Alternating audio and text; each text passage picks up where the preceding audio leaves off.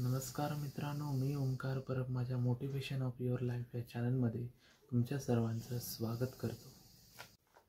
असं म्हणतात, डोक्यावरती बर्फ आणि मुखामध्ये साखर असेल तर जग जिंकता येतं. मित्रांनो, आजची कथा ही यावरच आहे. एका गावामध्ये एक स्त्री होती.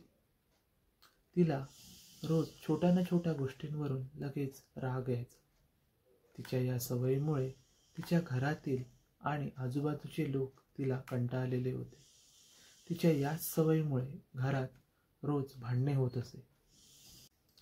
एक दिवस या महिलेच्या दारामध्ये एक साधू महाराज आले. त्यांना पाहून त्या महिलेने साधू महाराजांना आपली समस्या सांगितली की, महाराज, मला लगेच छोट्या ना छोट्या गोष्टींवरून लगेच राग येतो.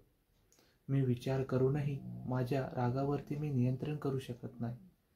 तरी मला यावरती काही उपाय सांगा.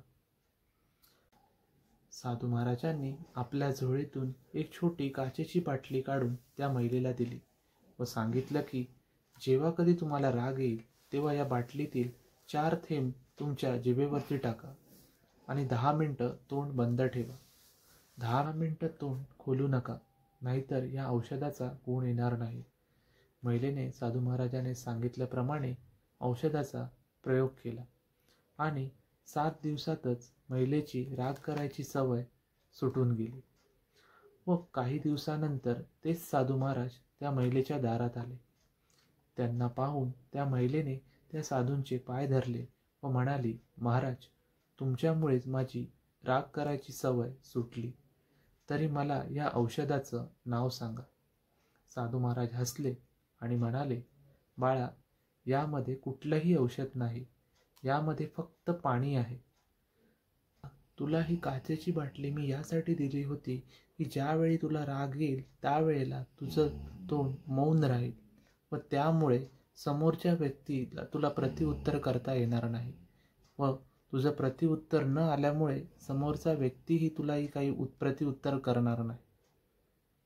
तरी या कथेतून आपल्याला ही गोष्ट शिकायला मिळते की रागावरती नियंत्रण आणि ताबा मिळवायचा असेल तर सर्वात चांगला उपाय म्हणजे आपलं मौन राहणं. तरी मित्रांनो, पुन्हा एकदा सांगतो की स्वामींच्या कृपेने, आईवडिलांच्या आशीर्वादाने, स्वतःच्या मेहनतीने आणि अर्थातच तुमच्या सर्वांच्या प्रेमाने आयुष्य असं जगा की तुमच्या बोलण्याने समोरच्याच्या चेहऱ्यावरती आनंद आणि स्मित हास्य असलं पाहिजे.